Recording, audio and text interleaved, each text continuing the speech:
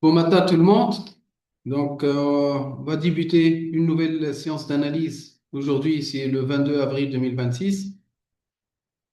On va essayer de faire un petit tour au niveau des marchés. Comme d'habitude, on commence avec notre calendrier économique euh, pour voir quels sont les indicateurs macro les plus importants. Donc, on va commencer cette semaine. Donc, Comme vous le voyez ici, il y a eu l'indice de prix à la consommation, le taux d'inflation au Royaume-Uni. Bon, on voit clairement que l'inflation au niveau mondial, il est en train d'augmenter suite à l'augmentation du prix du pétrole. Donc, on voit clairement qu'il y a pas mal de pays qui sont impactés pour cette inflation. Et on commence pourquoi? Parce que, et je vous explique, et comme j'ai mentionné dans des séances avant, il y a toujours la publication de l'indice de prix à la consommation, le CPI, l'indice de prix à la consommation, qui est publié toujours 10 jours à une semaine avant la publication des taux. Et en se basant sur cet indicateur, que les banques centrales vont prendre les décisions. La Banque centrale va prendre la décision si elle va augmenter les taux, si elle va garder les taux inchangés, etc. Donc, plus l'inflation, elle augmente, donc automatiquement, il n'y aura pas de chance de baisser les taux. Et c'est ce que on parle, par exemple, la Fed, euh, c'était le but en 2026, c'est de plutôt chercher à faire une baisse des taux à trois interventions cette année. Mais les deux dernières interventions depuis le début d'année, il n'y a pas eu d'intervention, il n'y a pas eu de baisse des taux. Euh, cette semaine, pareil, la semaine prochaine, bon, on va passer directement. Oui, cette semaine, il n'y a pas beaucoup d'indicateurs macro très importants qui vont influencer sur le marché, mais il faut s'attendre que la semaine prochaine, il y aura pas mal d'indicateurs macro très importants. Donc, il faut faire attention. Il y a l'intervention de la Banque du Japon sur les taux, intervention du gouverneur de la banque. Euh, il y a la publication de taux d'intérêt au Canada, intervention de gouverneur aussi, toujours 30 minutes, 45 minutes après. Il y a l'intervention de la banque, de la Fed sur les taux, gouverneur aussi, 30 minutes après. Il y a le taux d'intérêt au Royaume-Uni, donc, et l'Europe aussi. Donc, la semaine prochaine, il y a à peu près cinq banques qui vont plutôt parler des taux. Est-ce qu'ils vont garder le taux inchangé? Est-ce qu'ils vont l'augmenter, le baisser, etc. Ce qui est sûr actuellement, en regardant les anticipations pour la Banque du Japon inchangé, pour la Banque du Canada actuellement, le taux il est à 2,25 prévu qu'ils vont garder ça inchangé. 3,75 pour les États-Unis, inchangé aussi prévu. 3,75 pour le Royaume-Uni, pareil. Pour l'Europe aussi, 2,15, c'est presque pareil. Ils vont pas garder les taux inchangés. Bon. Le problème ici, c'est quoi? Donc, on sait que très bien que dans les prochaines réunions, la prochaine, on va dire, réunion, ils vont pas augmenter les taux. Mais on va attendre l'intervention du gouverneur pour savoir si cette fois-ci, oui, ils vont pas augmenter les taux, mais est-ce qu'il y aura des baisses ou des hausses des taux dans les prochaines réunions? Et c'est ça qui va faire la différence et c'est ça qui va faire bouger les marchés selon ses anticipations. Par exemple, il va dire aujourd'hui, cette fois-ci, on va garder les taux inchangés. On va essayer d'attendre, d'observer, de contrôler l'inflation et de prendre une décision selon la situation tout simplement. D'accord? Donc, même s'il n'y aura pas de réaction suite à la publication, il faut faire attention avec les conférences, qui a toujours 30 minutes. après la publication, il y a toujours l'intervention du gouverneur. Et c'est ça le plus important, c'est le marché, il va réagir selon ses propos. Donc, soit on va jouer prudence et on évite, exemple, quelqu'un qui n'a pas d'opposition pour cette semaine, il termine ce vendredi, écoute, semaine prochaine, on va essayer de prendre un petit congé. Vous voulez jouer la sécurité sur votre capital, évite de trader la semaine prochaine parce que ça va être une semaine assez mouvementée. Ça va faire bouger tous les actifs.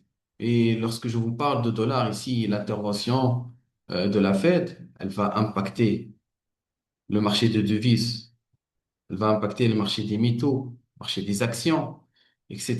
Il y a pas mal de marchés, même la crypto-monnaie aujourd'hui, lorsqu'il y a des conférences et l'intervention, la crypto-monnaie, ça fait bouger aussi, ça bouge aussi avec les marchés.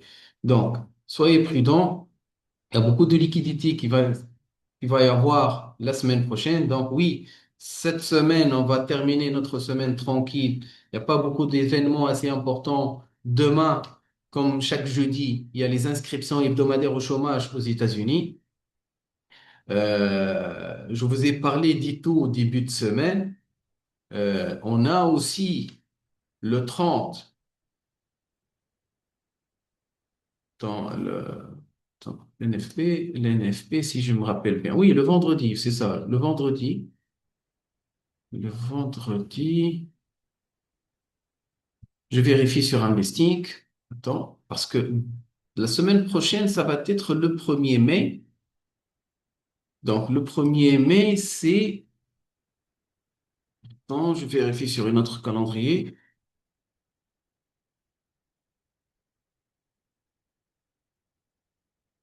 Semaine prochaine. Attends, semaine prochaine. Le 1er mai et le 1er mai.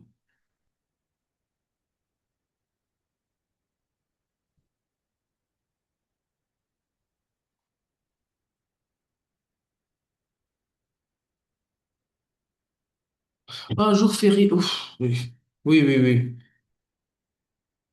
Bon, 1er mai, si jour férié, j'ai oublié complètement. Donc, c'est pour cette raison. Parce que, regarde, moi, je focalisais sur la publication de l'indicateur d'emploi aux États-Unis. Et ben, l'indicateur, l'NFP, c'est un indicateur qui est publié le premier vendredi de chaque mois, toujours le premier vendredi de chaque mois.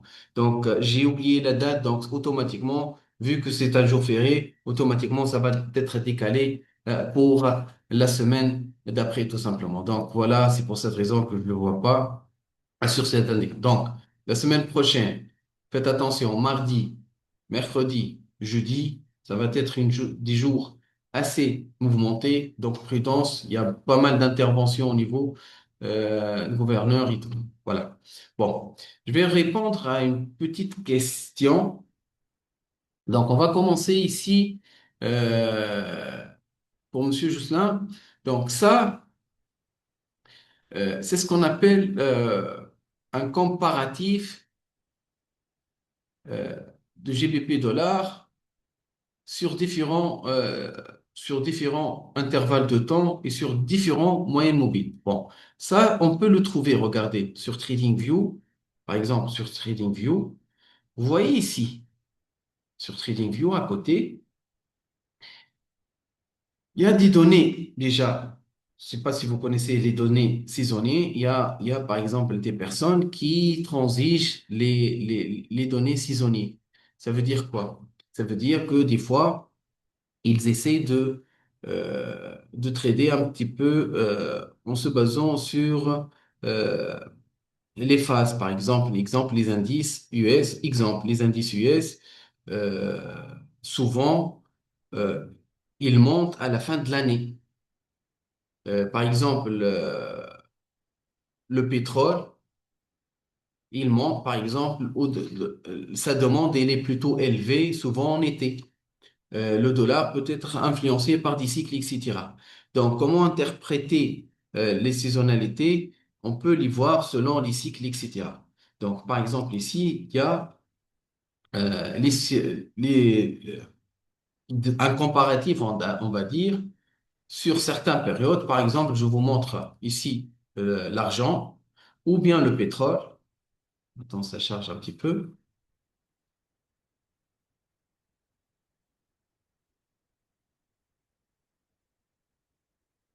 Voilà. Par exemple, si je fais un petit comparatif de l'or et ses performances par rapport à l'année, à d'autres années. Par exemple, en 2025, à cette même date, il y a eu une performance de 62% 2025, 2024, 27% de performance sur une année, 2023, 12%, 9% en 2026. Par exemple, là, à cette même date, par rapport à l'année dernière, on était à 62%. Donc, par exemple, ici, en 2026, le gold, il est plutôt calme par rapport à l'année dernière et l'année 2024. La moyenne, par exemple, 2021, par exemple, 2021, c'était plutôt à la baisse. Donc, ça bouge de cette façon, tout simplement. Autre chose, et ce que j'ai besoin, c'est pas de ça, mais plutôt des données ici. Et écoutez, je vous montre cette partie, c'est pour nous indiquer la tendance. Ce baromètre, il va pas nous indiquer est-ce qu'on va acheter ou bien en vendre. Je vous explique. Par exemple, ici, ça, ce sont des données techniques. Ces données techniques, ils vont rassembler la plupart des indicateurs des oscillateurs de force et différents moyennes mobiles. Par exemple, regardez la moyenne mobile exponentielle, la simple sur période 10, 20, 30, 50, 100, etc. Par exemple, lorsque j'ai mis le gold sur une journée, sur un intervalle de temps un jour, et ben, le gold sur un intervalle d'un jour, c'est plutôt neutre. Selon tous ces indicateurs-là, il y a une hésitation au niveau de prise de décision. Si j'augmente sur une semaine, ça m'indique un signal à l'achat. Selon les oscillateurs, les moyennes mobiles, regarde les moyennes mobiles, la moyenne mobile 20, 30, 50, etc., 100, et ben, tous ces moyennes, elles m'indiquent un signal plutôt à la hausse, donc des décisions à l'achat. Par contre, les oscillateurs, ils sont plutôt neutres. Il n'y en a que le momentum, par exemple, les LMACD, qui me donne un signal de vente. Sur un mois, regarde, plutôt à l'achat. La plupart du temps, les moyennes mobiles m'indiquent un fort signal d'achat, etc. Je peux, regarde, c'est un outil d'aide à la décision. Ça ne veut pas dire qu'on va mettre de côté tout ce qu'on a appris, on va prendre ce baromètre-là pour travailler avec, etc. seulement. Sur 15 minutes, par exemple, sur 15 minutes, si vous voulez transiger sur le court terme, eh ben, je vois que, par exemple, le gold, sur 15 minutes, il me donne des forts signaux à l'avant. Donc faites attention, ça peut nous aider. Les différents moyens mobiles, ils sont plutôt à la baisse parce que le cours actuellement, il est au-dessous de tous les moyennes mobiles qu'on voit. Donc ça nous donne un fort signal à l'avant. Donc ça peut vous aider. Donc essayez de l'utiliser. Et là, je vais vous parler aussi des points pivots. Bon, pour ceux qui ne connaissent pas les points pivots, la plupart du temps, moi, j'utilise pivot. Bon, je vois qu'il y a pas mal de monde qui ont des difficultés à utiliser Fibo. Bah, sincèrement, je l'utilise beaucoup Fibo et personnellement, avec les impulsions et les chutes, j'essaie toujours d'identifier des impulsions de chute, utiliser Fibo, les FVG, etc. Ça donne des performances. Moi, c'est ma stratégie, on va dire. Bon, pour ceux qui me disent, par exemple, moi, j'aimerais bien quelque chose qui est plutôt prêt à l'emploi, eh ben, je vous suggère les points pivots. Donc, les points pivots, c'est une technique qui presque, elle ressemble au FIBO. Ce sont des niveaux psychologiques qu'on va prendre en considération. Donc, pour ceux qui connaissent points pivots, c'est bien. Pour ceux qui ne connaissent pas, je vais vous faire une présentation des points pivots et on va essayer de les intégrer euh, dans nos prochains trades. Donc, la technique des points pivots, eh ben, tout simplement, c'est une méthode d'intervention en bourse qui est plutôt relativement ancienne. Malgré que pas mal de traders actuellement professionnels l'utilisent encore, saluant sa simplicité et son efficacité. Donc, cette méthode est notamment utilisée sur les marchés des matières premières, les futurs ou tout autre marché qui présente une liquidité importante, comme les indices boursiers ou bien sûr, on peut même trader ça avec les marchés des capitaux. Donc, son principe général, c'est de déterminer un certain nombre psychologiquement important pour l'action, l'indice ou tout produit financier. Une fois ces niveaux mis en lumière, eh ben, l'investisseur va les utiliser pour déterminer la tendance d'une valeur qu'il suit ou bien pour se positionner sur un seuil spécifique qui joue un fort rôle émotif au prix des autres traders. La force de cette technique, c'est quoi? C'est le fait que les nombres ou les niveaux des points pivots sont déterminés avant l'ouverture de la séance, puisque le cours de la veille sont utilisés pour les calculs.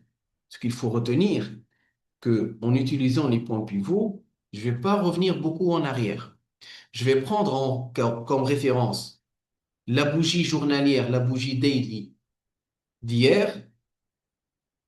Je vais la prendre comme référence et je vais travailler avec aujourd'hui. D'accord? Donc, je reviens pas beaucoup en arrière. Je prends uniquement la journée d'hier et en se basant sur la journée d'hier que je vais trader avec les points pivots. Donc, comme on a dit, la force de cette technique est également le fait que les niveaux sont déterminés avant l'ouverture de la séance, puisque les cours de la veille sont utilisés pour le calcul. Donc, pour nous, en tant que traders, ça va être avant le début de la séance qu'on va essayer de tracer ces points. Bon, on va pas les tracer, mais aujourd'hui, l'indicateur, on va l'utiliser. Il va tracer automatiquement ces 5 niveaux. Donc, le concept de base de la théorie des points pivots, c'est quoi? On va matérialiser 5 niveaux importants, un pivot, 2 supports et 2 résistances. Ça, c'est la méthode de calcul. Ça, c'est la méthode de calcul. On va rien calculer. Je vous explique de quoi il s'agit tout simplement. Comment c'est calculé le pivot? Eh bien, c'est très simplement, on va prendre la bougie d'hier, on va prendre le prix le plus haut, plus le prix le plus bas, plus le prix de son clôture, et la somme, on va la diviser par 3. S1, c'est 2 fois pivot, celui qu'on vient de calculer, moins le plus haut. S2, le pivot moins, etc. Donc, c'est ça la méthode de calcul. Donc, ça va être calculé, comme j'ai mentionné, automatiquement. Donc, une fois ces 5 niveaux, ils sont mis, là, on va essayer de comprendre comment on va trader. Et bien ici, comme nous l'avons indiqué dans l'introduction, les niveaux mis en lumière par les méthodes des points pivots vont jouer pour nous un fort rôle psychologique. D'une part, car de nombreux traders suivent la méthode et agissent de la même façon lorsque l'on touche ces niveaux spécifiques, et d'autre part, par le calcul détermine des zones techniquement représentatives. Comme on a dit, l'avantage des points pivots, c'est quoi? C'est que vu que les niveaux qu'on vient de voir, ce sont des niveaux qui sont calculés en se basant sur des équations mathématiques et en se basant sur la bougie d'hier. Et ben, les 5 niveaux, on va les avoir tous. On a tous les mêmes niveaux. C'est ça la différence entre Fibon. Et c'est ça la différence, par exemple, que lorsque moi, il y a pas mal de monde qui me pose des questions. Exemple, il y en a un qui me dit, par exemple, il y en a un qui va tracer Fibo comme ça. L'autre, par exemple, il va tracer Fibo comme ça. Donc l'autre, il va tracer Fibo en se basant ici. Donc ces niveaux, à un certain moment, on n'en aura pas les mêmes niveaux. Et c'est ça qui dérange à un certain moment. Donc, par contre, les points pivots, c'est une base calculée en se basant sur la bougie d'hier. Donc, on aura tous les mêmes niveaux. Donc, le niveau le plus important, c'est le point pivot. Donc, globalement, toute évolution des cours au-dessous du point pivot signifie que l'on est dans une tendance positive. À l'inverse, toute évolution sous ce niveau indique que la tendance est plutôt sur un biais négatif. Ça veut dire qu'on va essayer de trader les croisements de pivot. La première technique d'intervention est par conséquent très simple. On passe acheteur lorsque les cours franchissent à la hausse, le point pivot, et on passe vendeur lorsque le cours casse à la baisse le point pivot. Une fois on a tradé les croisements, que ce soit à l'achat, que ce soit à la vente, on va plutôt essayer de travailler nos TP et nos stops en se basant sur le S1 et le S2 et le R1 et le R2. Bon, je vous montre maintenant, on va passer côté pratique. Je vais essayer de trouver un graphique, un beau graphique. Voilà. L'indicateur pivot. Donc, vous allez sur les indicateurs ici et vous tapez point pivot. Bon. Euh, Dès que vous téléchargez les points pivots, vous allez les trouver comme ça. Ne vous inquiétez pas, je vais vous montrer comment paramétrer tout ça. Donc, on va ici, on va cliquer sur configuration et on va venir ici. Et déjà, on peut même calculer, on peut aller jusqu'à S3, S4, S5. Pas besoin. Déjà, nous, on en a besoin de S1, S2, R1 et R2, pas plus. La deuxième chose, pas besoin de revenir beaucoup. Prenez au moins deux historiques. Et le pivot, ça va être calculé sur daily. On a aussi la possibilité de le calculer sur, par exemple, sur le mois dernier ou quelque chose comme ça. Donc, pas besoin pour le moment. Donc, vous prenez, vous changez de couleur. Par exemple, le R1, je change en rouge, etc. Donc, j'en ai mes deux S1, S1 et S2, R1 et R2, et puis vous. Après, si vous voulez avoir ce graphique tout simplement, vous venez ici, vous le sauvegardez comme paramètre par défaut. OK? Une fois c'est fait, je vais cliquer sur d'accord. Donc, si je reviens un petit peu vers l'historique, ici, qu'est-ce qu'on voit? Bon, l'exemple ici, j'en ai pris un exemple sur les actions, mais regardez ici. Déjà, pour comprendre un petit peu, même si en réduisant l'intervalle de temps, ça nous indique quoi? Déjà, ça, c'est la bougie d'hier. Ça, c'est la bougie d'hier. D'accord? Ça, c'est la bougie d'hier. Ça, c'est le comportement d'hier. Et ça, c'est le comportement d'aujourd'hui. Et déjà, comme vous le voyez ici, le marché, il est ouvert à la hausse. Il a franchi le R1. Par exemple, sur 30 minutes, dès qu'il y a une clôture ici, tu peux acheter cette action, viser quoi? Viser le R2 et regarde comment le marché, finalement, il est en train de respecter le R2 et direct. Je vous montre les points pivots. Attends, je cherche une autre parité parce que j'ai préparé des analyses, je ne peux pas les... Euh, exemple, GBP, NZD. GBP, NZD, je n'ai pas l'habitude d'y toucher.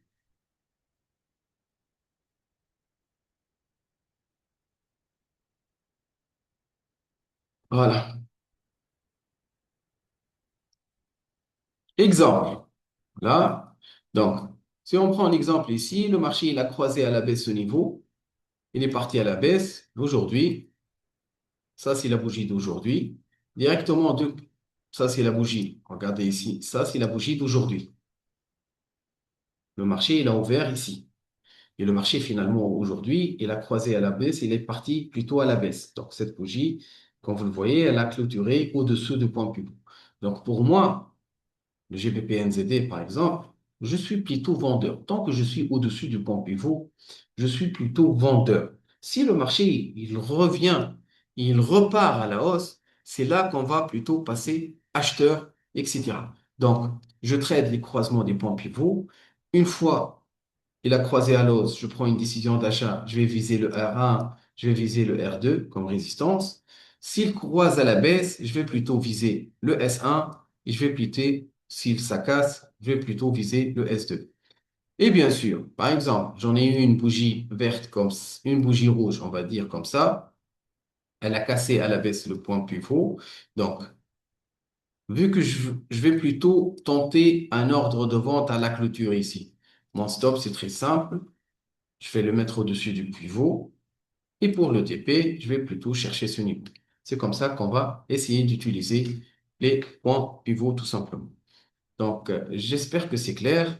Donc, s'il y en a des questions à ce sujet au niveau des points pivots, etc., n'hésitez pas. euh, prenez point pivot standard. Point pivot standard, vous faites la recherche et après, pour ne pas le chercher à tout moment, donc cliquez sur le petit étoile ici pour l'ajouter en favori.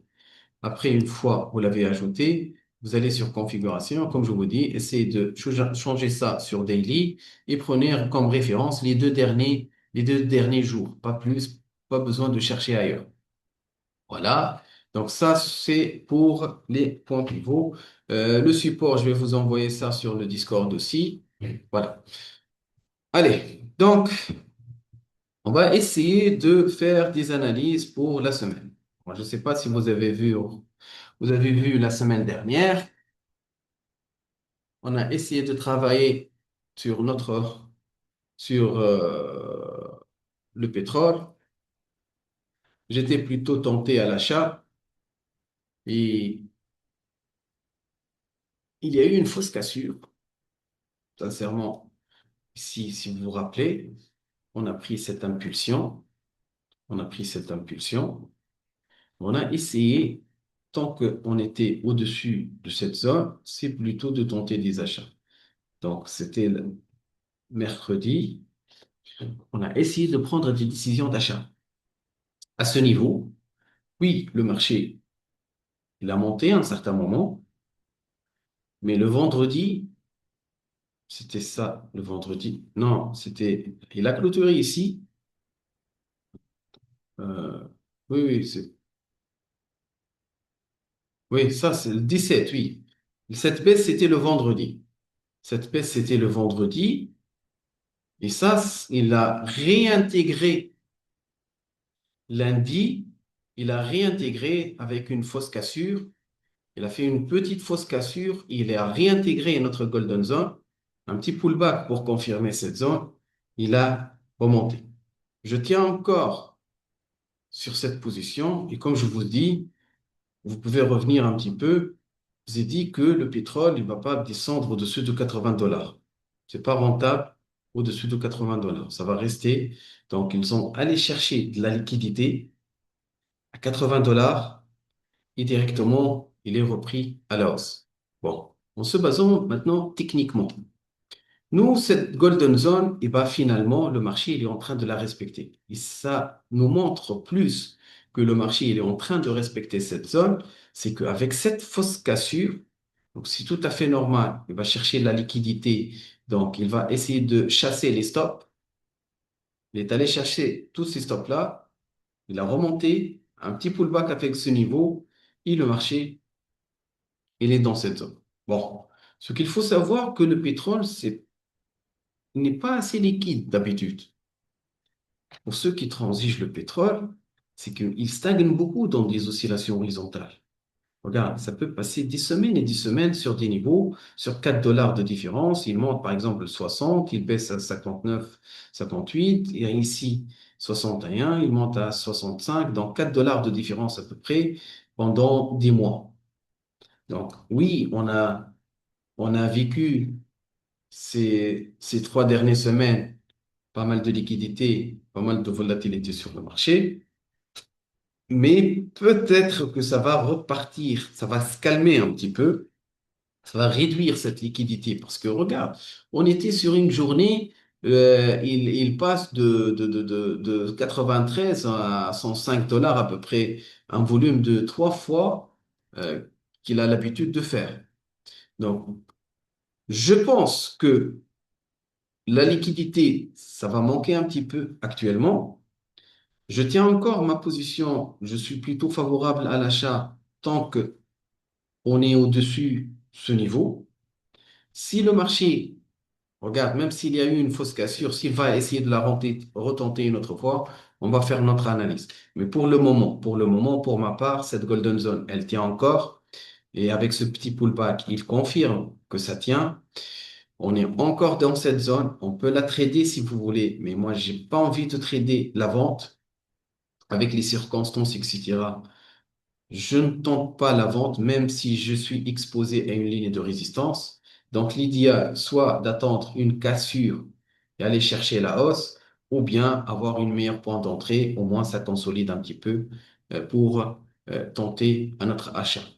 Ça, c'est mon point de vue côté analyse. Et comme je dis, j'essaie de combiner technique et fondamental avec les tensions géopolitiques, etc. Tout simplement. Donc, faut faire attention. Donc, soit, comme on a mentionné, on va essayer de tenter un petit achat à la cassure ici, ou bien tenter un achat à ce niveau, au niveau de pétrole. Pour le gold, attends, j'enlève le point pivot. Pour le gold, je suis vendeur.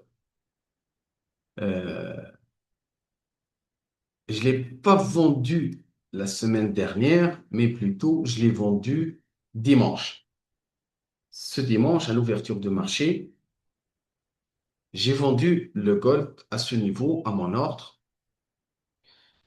Ça, c'était l'analyse de la semaine dernière. Et l'analyse de la semaine dernière, elle tient encore la route. Le marché, il a tenté ce niveau, ce premier niveau. Et le marché, s'il arrive à franchir ce niveau, il peut aller nous chercher le niveau d'après qui est celui-là. Donc, l'idéal pour nous, c'est d'attendre un bon signal et d'essayer de tenter. Mais ce qui est sûr ici, le marché il est plutôt à la baisse, même en réduisant un petit peu l'intervalle de temps, même en réduisant un petit peu l'intervalle de temps, eh ben on voit clairement, attends, on voit clairement que la tendance elle est plutôt baissière. Regardez ici, la tendance elle est plutôt baissière. Les sommets ils sont de plus en plus bas. Nous sommes à côté d'une ligne de résistance. Donc, on a une très belle opportunité de vente sur le court terme. Si vous voulez trader sur le court terme, on a une très belle opportunité ici à vendre. Euh, Position short à la clôture ici, un petit stop à ce niveau. On va essayer de tenter ce niveau comme objectif avec un ratio qui est plutôt supérieur à 1. Donc, ça nous permet d'avoir un ratio, comme on a dit, supérieur à 1 ici. Et bien sûr, on peut mettre un petit stop à ce niveau. Et bien sûr, un TP à ce niveau. Ça, c'est notre TP. Vu que la tendance paraît sur l'argent, c'est pareil. Mais comme je vous ai dit, essayez toujours de jouer sur la diversification. Oui, je fais de l'analyse, mais par exemple, je ne traite pas les deux. Moi, personnellement, je ne traite pas le silver, mais vu qu'il y a des membres qui sont intéressés, donc j'essaie de faire le petit tour avec tout le monde. Euh, Ici, il y a eu la cassure. Pour ma part, ça, c'est un drapeau. Ça, c'est le bras du drapeau. Le marché, il est entré dans une phase d'oscillation. Le marché, il est sorti de ce canal. Il vient de franchir à la baisse. Cette ligne que vous voyez, une ligne de support que le marché il a testée à plusieurs reprises, et pas aujourd'hui, il est en train de la tester en tant que ligne de résistance. Support, résistance. Donc, on parle ici d'un pullback. Un pullback, c'est quoi? C'est une figure de confirmation d'un retournement de la tendance, tout simplement. Donc, pour moi, je vois qu'il y a un retournement de tendance qui se forme. On peut prendre une décision de vente. Bien sûr, la tendance ici, le signal, c'est de chercher 70% du drapeau. L'idéal, c'est d'aller chercher à peu près 70% du drapeau. Ça, c'est l'idéal. Mais n'oubliez pas qu'on peut, sur le court terme, si vous voulez fermer ces positions, ne pas les garder, on peut prendre un petit trade ici et viser uniquement ce creux comme objectif. Et bien sûr, essayer d'avoir un stop au moins qui respecte le 1. Par exemple, si je veux mettre un TP à ce niveau, bien sûr, mon stop, il doit être au-dessus ici. C'est pareil, déjà, on voit qu'on est en ratio supérieur. Et même si vous voyez cette petite partie, cet objectif, si je veux le confirmer, je peux utiliser Fibo, je peux utiliser aussi indépendamment Fibo. Vous allez voir que ça respecte notre niveau de 38. Donc, graphiquement Et même avec un indicateur mathématique, ce niveau, il est confirmé. Avec un stop à ce niveau, et on peut tenter notre, notre vente. Toujours essayer d'attendre à la clôture de la bougie. Pour le moment, avec notre science là maintenant, je la vois, la bougie, elle est rouge. D'ici la clôture d'ici la clôture, si elle tient encore, si elle est encore rouge, ça confirme notre vent. Si ça change de direction, donc évitez.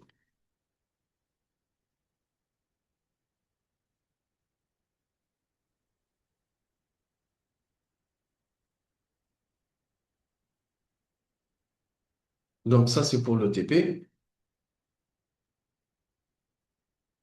Voilà. Non, je peux imprimer le gold.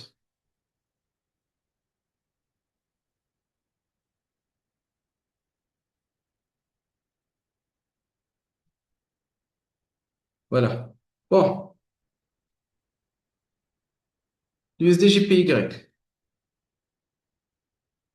Avant de passer sur le Forex, on va essayer d'aller sur le DXY pour faire notre analyse sur le DXY.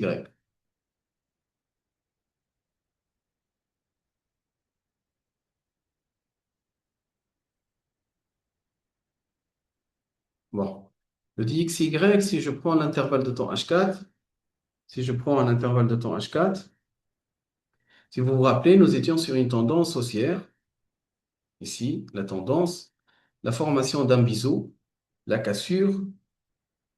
Il a cassé cette ligne de support avec un gap où on appelle ça un gap de rupture. Il a repris à la baisse. Et là, maintenant, qu'est-ce qu'il est en train de faire? Il vient de retester cette golden zone. Il est repris à la hausse. Donc, la tendance, elle est encore baissière. À ce niveau, on est encore sur une tendance baissière. D'accord? Si je prends ces deux sommets-là, on est plutôt à la baisse. Mais ce qu'il faut retenir, c'est que le marché ici, à plusieurs reprises, il est en train de respecter ce niveau. Il a respecté ce niveau, il y a eu un rebond. Maintenant, qu'est-ce qu'on voit d'autre? Il a tenté notre niveau 38 une fois, n'a pas pu réussir à toucher. Il y a eu une correction et là, il vient de le retenter une deuxième fois. Donc, nous sommes confrontés à une ligne de résistance.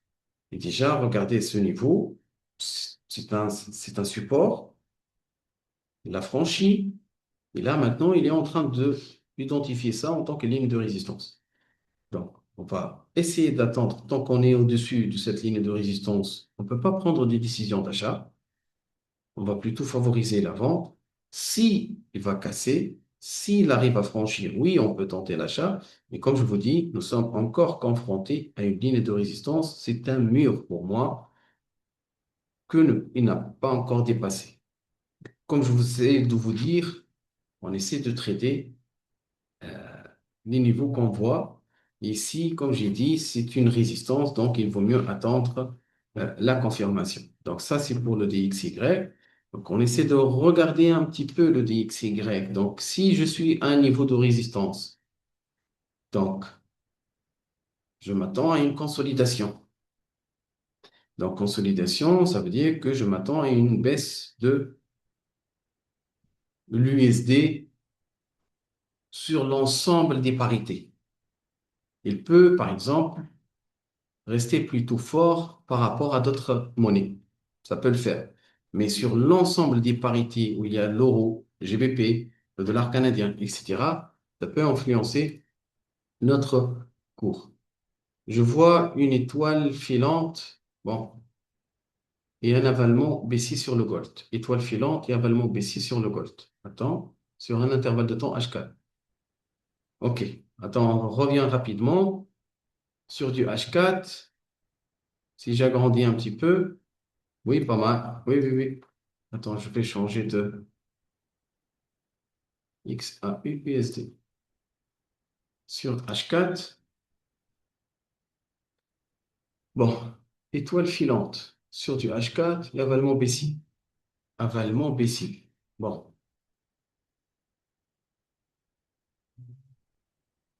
Bon, sur le H4, il n'y a pas d'avalement baissier. Je ne vois pas d'avalement baissier. même en essayant de dézoomer ici. Dois-je attendre la clôture de la deuxième bougie H4 avant de prendre une décision? Donc, la question qui est, donc, voilà, étoile filante sur du H4 et avalement baissier sur le gold. Bon, je ne vois pas d'étoile filante. Je suis sur l'intervalle de temps H4. Si c'est possible de nous faire un imprimé écran. Si vous parlez ici, je ne vois pas d'avalement baissier. Si je réduis sur un intervalle de temps H1, oui, par exemple, ça, vous pouvez me dire que c'est un avalement, oui, à la hausse, mais là, je ne vois pas d'avalement baissier sur TradingView. Attends, c'est bon, c'est presque pareil. C'est presque pareil, regarde, on ne voit pas d'avalement baissier. Un avalement, écoute, un avalement englobant haussière ou baissière, ça veut dire que le marché, il va réellement, il y a un avalement. Et ça doit être assez significatif. Par exemple, ici, attends, je vous montre un exemple.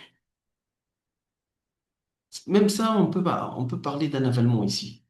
Une bougie qui vient, une bougie qui englobe à peu près une dizaine d'autres bougies. Oui, on peut parler d'un avalement baissier. Euh,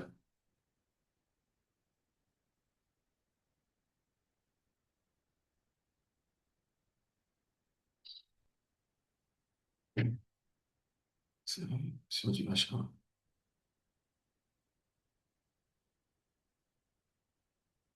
Attends, je vais passer sur l'US30, c'est mieux.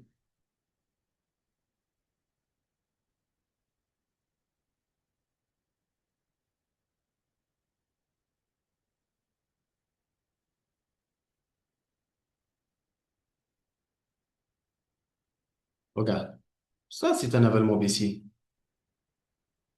Vous voyez, ça, c'est un avalement. Il y a une bougie qui avale la bougie d'après. Oui, c'est un avalement baissier.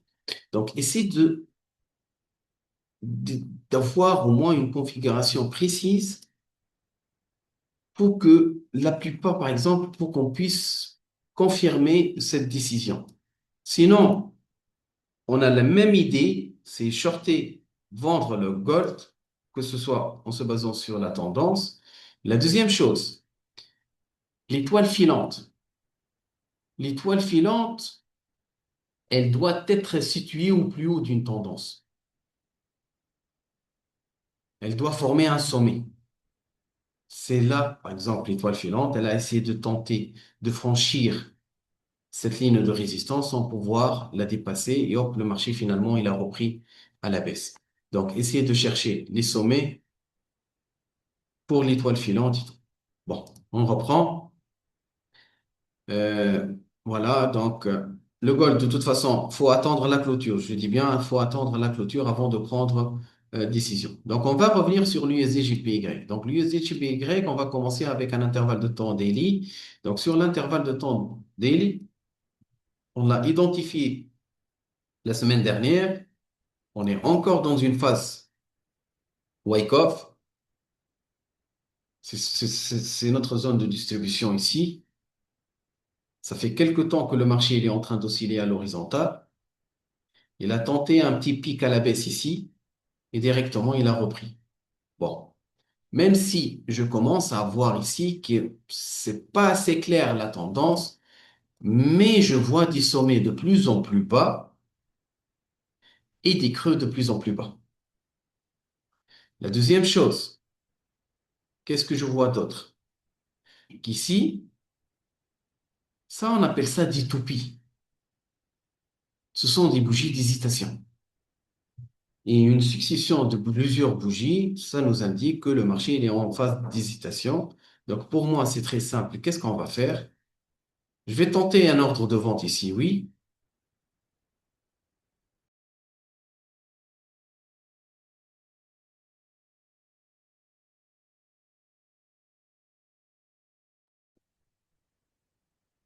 Est-ce que vous m'entendez? Ça va, le son. Donc ça, ce sont des toupies, des bougies d'hésitation.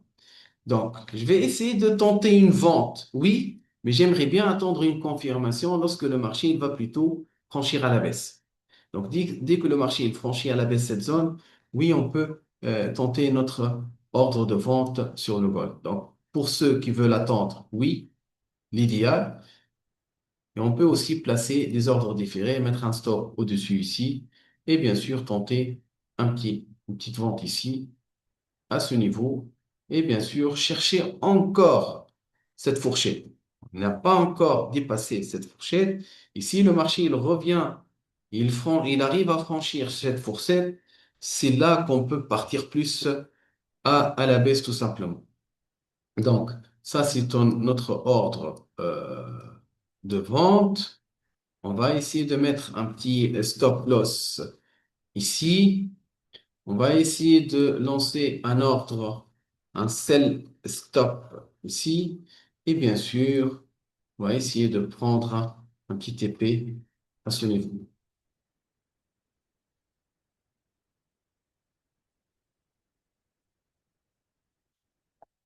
Donc voilà, donc sell stop, TP, etc.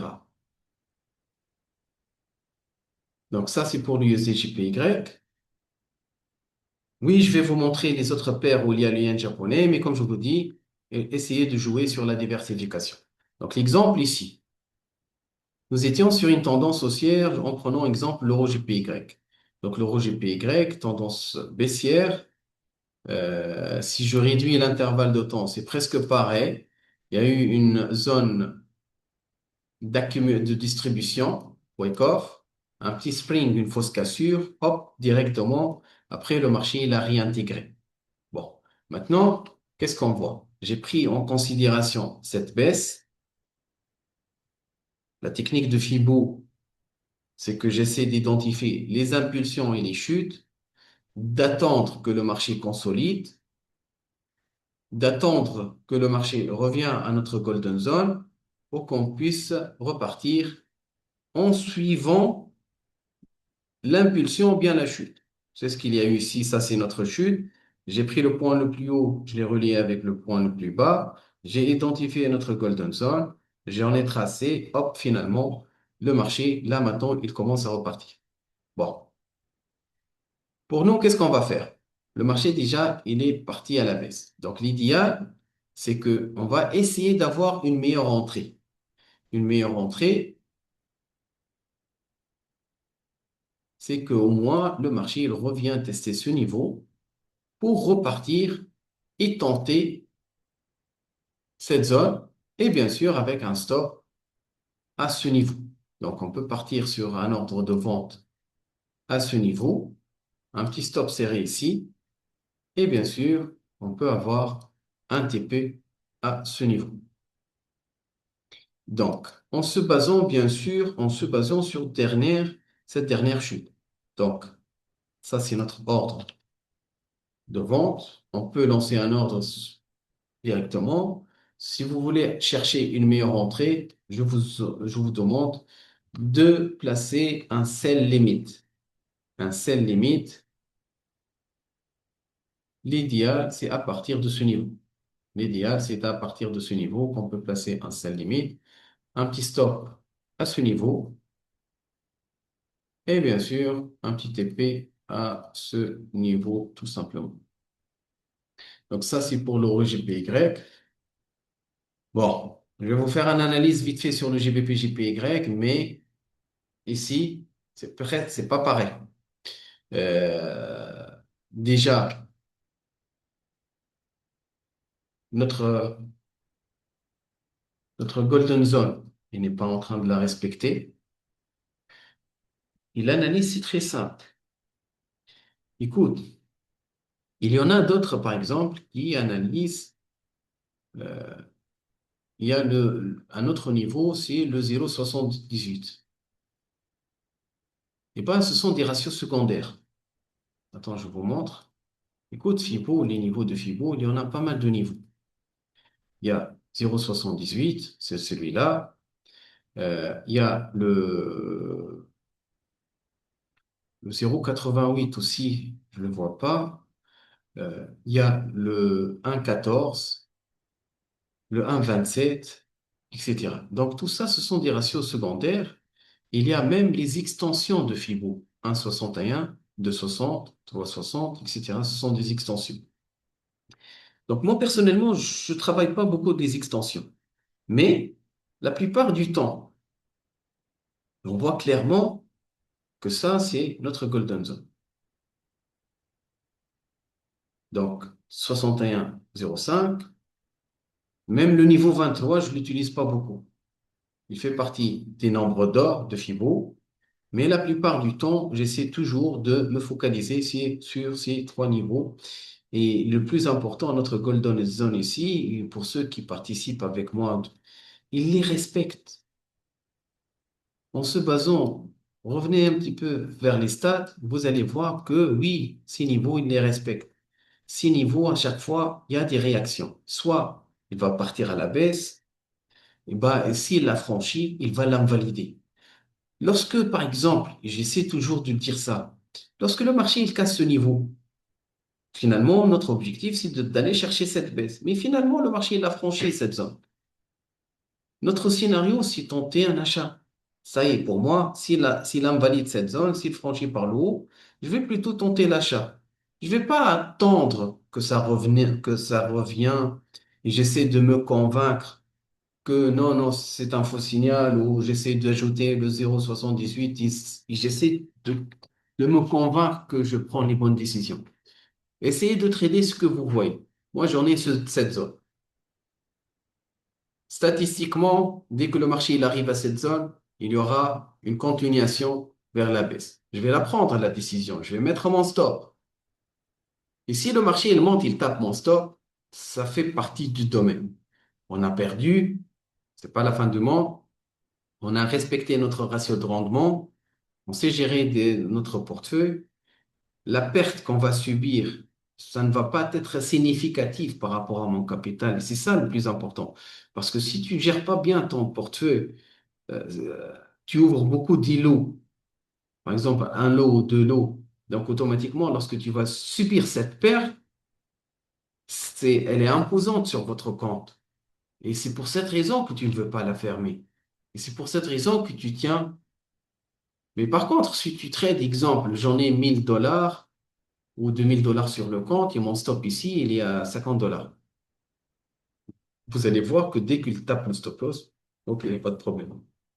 On va la rattraper. Donc, essayez toujours de mettre des stops sur des niveaux acceptables, sur des montants où j'ai la possibilité de les récupérer facilement. Parce que, par exemple, un certain nombre, par exemple, là maintenant, il y en a du monde qui arrive à transiger, arrive à être rentable par jour. Par exemple, je suis capable de faire, exemple, 400 $ par jour. Et bien, 400 $ par jour, et ben, une mauvaise journée, ça ne doit pas dépasser les 400 $. C'est aussi simple que ça. Pour que demain, je puisse les récupérer facilement. Par contre, si je gagne tous les jours entre 200 $, 300 $, 200, 300, 200, 300, et aujourd'hui, j'ai pris une mauvaise décision et j'en ai perdu 1005,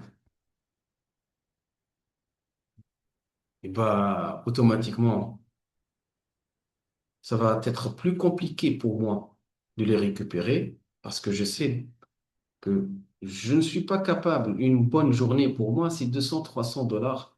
Donc, qu'est-ce que je vais faire? Ça va me stresser plus. Et le plus important dans tout ça, et le pire dans tout ça, c'est que je vais augmenter mes lots. Donc, je vais prendre plus de risques pour récupérer cette perte-là. Donc, c'est ça le problème. Donc, essayez d'avoir des objectifs au niveau des gains et objectifs aussi au niveau des pertes. Et la perte, la limite des pertes, elle ne doit pas dépasser vos gains journaliers ou vos gains hebdomadaires pour que vous puissiez récupérer facilement. Donc, je reviens sur cet exemple. Lorsque le marché il a franchi cette zone, il a invalidé. On a une opportunité d'achat ici. On peut tenter pour chercher ce niveau-là. Ça fait pareil aussi sur l'USD-CAD. L'USD-CAD, on avait eu cette golden zone et on a attendu le marché ici la semaine dernière. Il a tenté cette golden zone une fois. Il a eu un rebond. Il l'a franchi, il l'a invalidé. Il est revenu la pullback. Et pourquoi ne pas prendre une décision de vente? Mais oui, on essaie de trader les rebonds. Mais notre stratégie, on trade les deux sens. On trade le rebond. S'il le respecte, il remonte. Mais s'il lame valide, on va passer à la baisse. C'est aussi simple que ça. Je peux profiter des deux sens. Donc, donc j'espère que c'est clair. Euh, J'étais sur le GBP-JPY. Donc, le GBP-JPY, actuellement, je peux rien faire là maintenant. Déjà, même si on va tenter achat en dépassant le Golden Zone, déjà, notre niveau de 100%, il vient d'être invalidé. Si vous voulez retenter avec cette bougie, on peut voir sur du H4 que, oui, par exemple, ça, on peut appeler ça un avalement baissier, quelques toupies, une fausse cassure, un faux signal. Ça, c'est un ciel couvert. Vous pouvez l'appeler avalement ou ciel couvert. Donc, le problème ici, c'est quoi? C'est que cette zone, regarde encore là maintenant, il voit ça en tant que ligne de support. Il n'en arrive pas à la franchir. Donc, si vous voulez et si vous tenez à prendre des décisions de vente sur le GBP, GPY, eh ben, c'est très simple. On prend de décisions que lorsque le marché il vient à franchir cette zone à la baisse. Un petit stop au-dessus et on peut tenter ce niveau. Tant qu'elle est au-dessus de ce niveau et vous ne voulez pas prendre des décisions d'achat, vous voulez plutôt tenter des ventes, et ben c'est très simple, vous attendez que le marché réintègre cette zone. Sans ça, évitez. Donc, on peut placer ici un petit sell stop. Notre TP, on peut le placer ici. Et bien sûr, notre stop loss, on peut le mettre à ce niveau. Bon,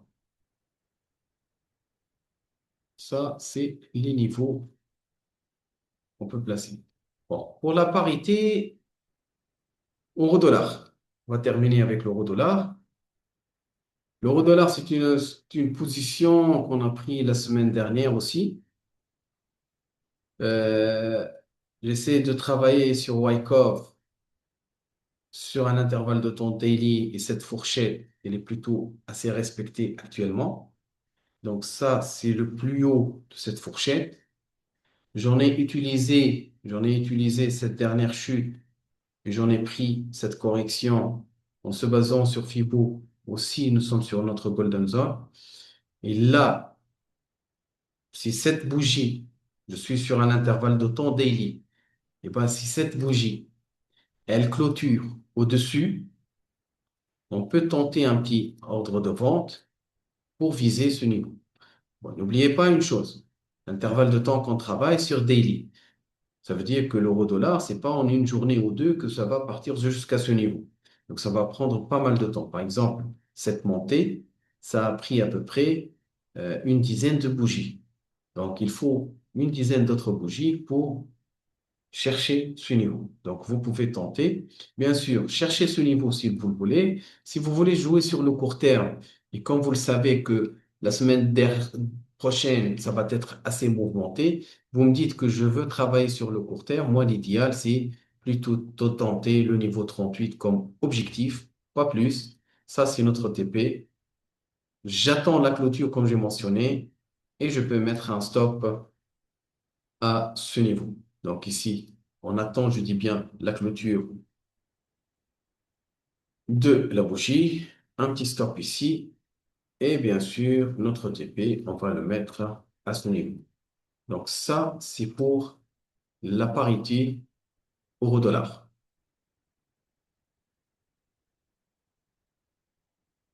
Clair. Donc, je vais vous envoyer les points pivots, le cours sur Discord. S'il y a des analyses, n'hésitez pas à nous partager. Merci encore pour votre présence et à la semaine prochaine. Bye bye.